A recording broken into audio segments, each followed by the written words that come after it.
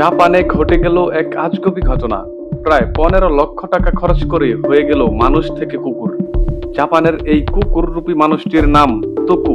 ছোটবেলা থেকেই কুকুরের প্রতি তুকুর ভালোবাসায় আজ নিজেই রূপান্তরিত হলো কুকুরে। মধ্যবিত্ত পরিবারের ছেলে তুকু এক সময় চিন্তা করে ফেলে তার জমানো টাকা দিয়ে সে কুকুরের কস্টিউম বানাবে। তাৎক্ষণিকভাবে তুকু যোগাযোগ শুরু করে জাপানের বিখ্যাত কস্টিউম কোম্পানি জিপেটের সঙ্গে। জিপেটের 40 দিনের প্রচেষ্টায় প্রায় $14,000 খরচের বিনিময়ে তৈরি হয় কুকুরের কস্টিউম, যা হুবহু আসল কুকুরের মতো।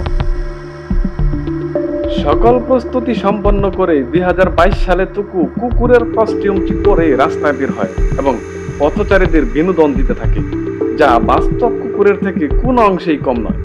মানুষ থেকে কুকুর হয়ে যাওয়া তুকুর খুনসুটির ভিডিও ভাইরাল হয়ে পড়ে পুরো বিশ্ব জুড়ে এবং নেটিজেনরা তার নাম দেয় হিউম্যান ডগস হিসেবে।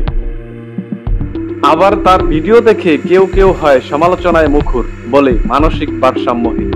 তবে তুকুর এই কুকুর হওয়ার দীর্ঘ যাত্রা খুব সহজ ছিল না। তার সারা জীবনের কষ্টের জমানো টাকা খরচ করতে হয়েছে এই শখ পূরণ করতে গিয়ে, সহ্য করতে হয়েছে অনেক সমালোচনা।